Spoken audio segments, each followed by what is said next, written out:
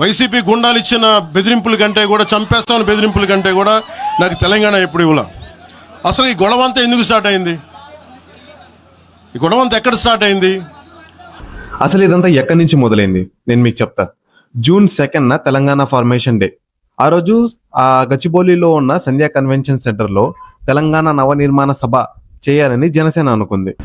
కానీ అక్కడ ఉన్న పార్కింగ్ ఇష్యూస్ వల్ల వాళ్ళు పర్మిషన్ ఇవ్వలేదు.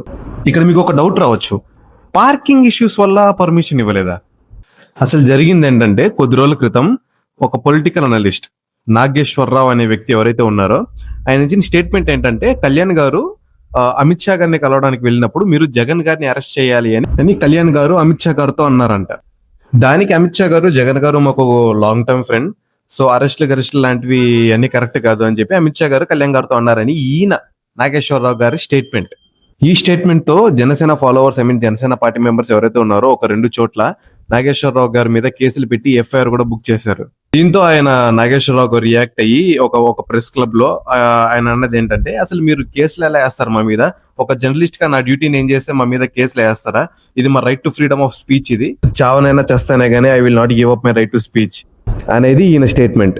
సో ఎక్కడో ఇదంతా జరుగుతూ ఉంటే ఇది చుట్టి కళ్యాణ్ గారు వర్సెస్ తెలంగాణ అనే పాయింట్ ఆఫ్ వ్యూ దగ్గరకు వచ్చి ఇది ఆగింది. కవిత గారు కళ్యాణ్ గారి మీద కామెంట్స్ చేయడం, బీఆర్ఎస్ పార్టీ వాళ్ళు కళ్యాణ్ గారి మీద కామెంట్స్ చేయడం, అండ్ కాంగ్రెస్ పార్టీలో not all the members, Congress పార్టీలో కొంతమంది వచ్చి కళ్యాణ్ గారి మీద కామెంట్స్ చేయడం, అండ్ హైదరాబాద్ లో ఉన్న ఒక చెరువుని కబ్జా చేశారు కళ్యాణ్ గారు అనే అలిగేషన్స్ ఆయన మీద రావడం. పవన్ కళ్యాణ్ గనక ఆ చెరువుని, మీరు ఒక చెరువును ఆక్యుపై చేసుకున్నాడంటే సంతోషంగా చెప్తాను, ఈ రోజున తెలంగాణ ప్రభుత్వాన్ని రాసి ఇచ్చేస్తున్నారు. ఇదంతా ఎలా వెళ్ళిందంటే, ఒకరి తర్వాత ఒకరు, ఒక పార్టీ తర్వాత ఇంకో పార్టీ వచ్చి కామెంట్స్ చేసి ఫైనల్ గా అసలు మీరు తెలంగాణకి ఎందుకు వస్తున్నారు, అసలు మీకు తెలంగాణలో పని ఏంటి, మీరు కావాలంటే ఒక నార్మల్ గా వచ్చి వెళ్ళండే గానీ ఈ తెలంగాణ నవనిర్మాణ సభ లాంటివన్నీ ఎందుకు అని ప్రభాకర్ గారు లాంటి వాళ్ళు కూడా బహిరంగంగా వచ్చి దీని గురించి మాట్లాడారు. ఇక్కడ వచ్చింది, ఈ పాయింట్ ఆఫ్ వ్యూ లో వచ్చింది ప్రాబ్లం అంతా. దీని తర్వాత పవన్ కళ్యాణ్ గారు ఒక ట్వీట్ వేశారు, నేను నా ఇంటి ముందే ప్రెస్ మీట్ పెడతాను, దీనికైనా పర్మిషన్ ఇస్తారో లేదో పోలీసులు, లెట్స్ సీ అని. ఆ ప్రెస్ మీట్ లో పవన్ కళ్యాణ్ గారు, మీకు ఎంత ధైర్యం ఉంటే నేను తెలంగాణని వ్యతిరేకంగా మాట్లాడుతున్నానని బహిరంగంగా వచ్చి అబద్ధాలు చెప్తున్నారు. తెలంగాణ అన్న, తెలంగాణ ప్రజలన్నా, తెలంగాణ యువత అన్న నాకు చాలా ఇష్టం. ఆయన మాట్లాడుతూ ఏ పార్టీ అయినా ఏ ప్రాంతంలోకి వచ్చైనా పోటీ చేయొచ్చు, ఇన్ఫాక్ట్ అదొక డెమోక్రటిక్ రైట్ అది. అంతెందుకు బీఆర్ఎస్ పార్టీ వాళ్ళు ఆంధ్రప్రదేశ్కి వచ్చి నా ఆఫీస్ పక్కనే వాళ్ళు పెట్టుకున్నప్పుడు స్వాగతించిన వ్యక్తి నేను. తెలంగాణ ప్రజలకి ఆంధ్రప్రదేశ్ ప్రజలంటే ఎన్నడూ కోపం లేదు. ఒకవేళ అలా కోపంగా ఉనినింటే గన ఆంధ్రప్రదేశ్ ప్రజలు తెలంగాణలో ఉండే వాళ్ళే కాదు. ఈ కాంగ్రెస్ లీడర్స్ ఎవరైతే ఉన్నారో వాళ్ళు చిచ్చులు పెడుతున్నారు ఇప్పుడు ఇక్కడంతా. ఐ మీన్ కాంగ్రెస్ లీడర్స్ అంటే కొంతమందే, నేను రేవంత్ రెడ్డి గారిని అనట్లేదు. ఇన్ఫాక్ట్ రేవంత్ రెడ్డి గారు అంటే నాకు చాలా గౌరవం, ఆయన సీఎం అయినప్పుడు అభినందించిన వ్యక్తిని నేను. ఇది కళ్యాణ్ గారి మాట. కొంతమంది ఎవరైతే ఉన్నారో నా ప్రేమను శంకించడం వల్లే నేను ఈ రోజు తెలంగాణలో పార్టీ పెడుతున్నాను. తెలంగాణలో జనసేన ఉంటుంది, మేము పోటీ చేస్తాం. ఇప్పుడు దాకా ఎప్పుడు తెలంగాణ ఏమి వేరే దేశంలో లేదు, తెలంగాణ కూడా భారతదేశంలో ఒక అంతర్భాగమే. అవసరమైతే తెలంగాణలో తిరుగుతాం.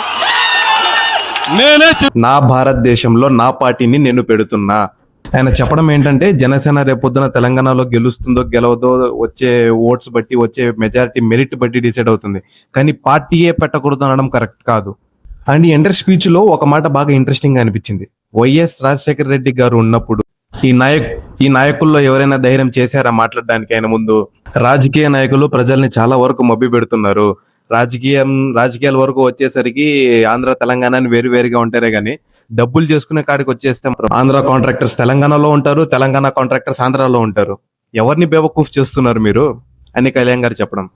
అసలు నాకు తెలంగాణ మీద ఉన్న ప్రేమ ఈనాటిది కాదు, అది గద్దరన్నతో పరిచయం అయి పార్టీ పెట్టిన తర్వాత వచ్చిందని చాలా మంది అనుకుంటున్నారు. ఖుషీ టైం నుంచి ఉన్న అనుబంధం అది. ఖుషీలో ఒక పాట ఉంటుంది, ఏ మే రాజా పాటలో దేశాన్ని తాకట్టు పెట్టే విజువల్ ఒకటి ఉంటుంది.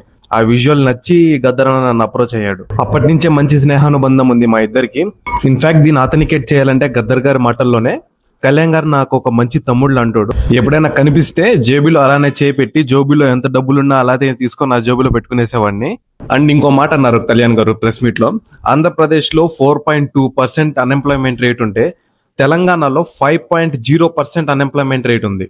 దాని గురించి మాట్లాడండి అంటే పవన్ కళ్యాణ్ గురించి మాట్లాడతారు. అండ్ ఇంకోటి ఆయన మాట్లాడుతూ కాంగ్రెస్ పార్టీకైనా భారతీయ జనతా పార్టీకైనా ఎలాగైతే ఎక్కడికైనా వెళ్ళి పోటీ చేసే హక్కు, పోటీ చేసే రైట్ వాళ్ళకు ఉంటుందో అదే విధంగా చిన్న పార్టీస్ని కూడా ఎదగనివ్వండి అనేది పవన్ కళ్యాణ్ గారి మాట. మీరు ఈ వీడియోని ఇక్కడ వరకు చూసినట్టయితే వీడియోని ఒక చిన్న లైక్, షేర్ అండ్ సబ్స్క్రైబ్. మీరు చేసే ఒక్క సబ్స్క్రైబ్ నాకు ఒక పెద్ద మోటివేషన్ ఇస్తుంది.